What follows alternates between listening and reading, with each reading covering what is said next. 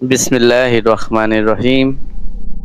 শুরু করছি পরম করুণাময় অসীম দয়ালু আল্লাহর নামে।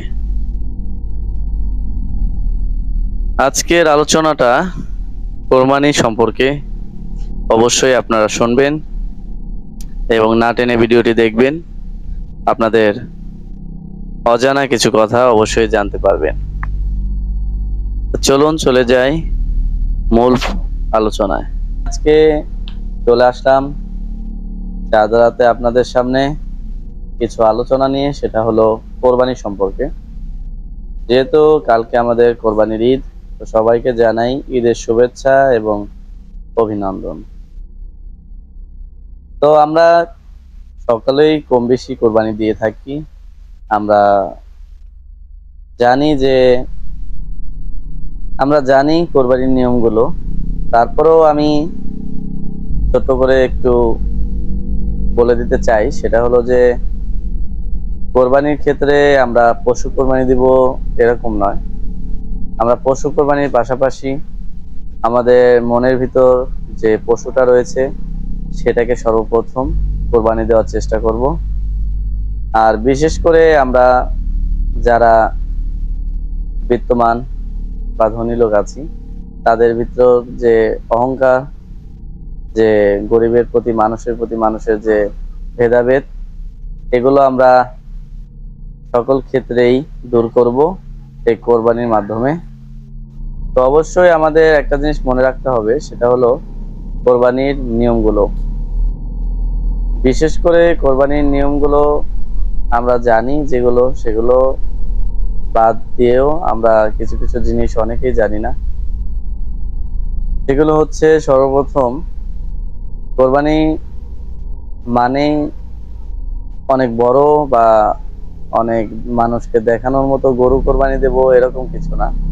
কোরবানির বিশেষ কারণ হচ্ছে মানুষের ভিতর যে অহংকার এবং কি দুর্নীতি, বিভিন্ন ধরনের অপরাধ বা আল্লাহর পথে না চলার জন্য যে বাধা বিঘ্ন, এগুলো ত্যাগ করার কারণেই আমরা কোরবানি দিয়ে থাকি। বিভিন্ন সময় বিভিন্ন রকম কথা আমরা শুনে থাকি কোরবানির ক্ষেত্রে। তো আমরা বিশেষ করে মনে রাখবো শুধু এটুকু যে যে গরিব মানুষের যে হক সেটা গরিব মানুষকে দেয়ার, আর আত্মীয়র যে হক সেটা আত্মীয়কে দেয়ার।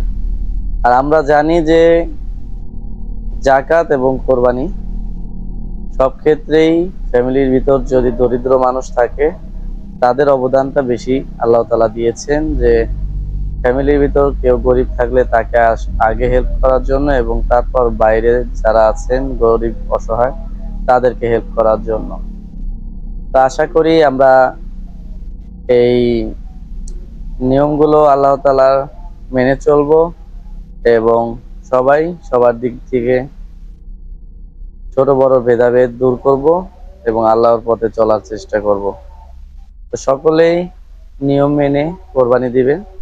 এবং কোরবানি পশু দেখানোর মতো কিছু নেই। তো আল্লাহর সন্তুষ্টির জন্য যে আমরা কোরবানি দিই, আসলে আল্লাহর সন্তুষ্টির জন্যই হওয়া উচিত। আশা করি সকলেই বুঝতে পেরেছেন। তো আজকের মতো আমি বিদায় নিচ্ছি, মোহাম্মদ ওয়াসিম মিয়া। তো আপনাদের লাইক, কমেন্ট, শেয়ার এবং সাবস্ক্রাইবের উপর আমি নির্ভর করব, যা পরবর্তী ভিডিও আবার বানানোর জন্য। তো অবশ্যই আপনারা উৎসাহ করবেন আমাকে এবং সাপোর্ট করবেন। ভালো থাকবেন, সুস্থ থাকবেন। আমার ভিউয়ার যারা আছেন সবাইকে জানাই ঈদ মোবারক, ঈদের শুভেচ্ছা। সবাইকে দাওয়াত রইল, অবশ্যই আমার বাসায় আসবেন। ঈদ মোবারক।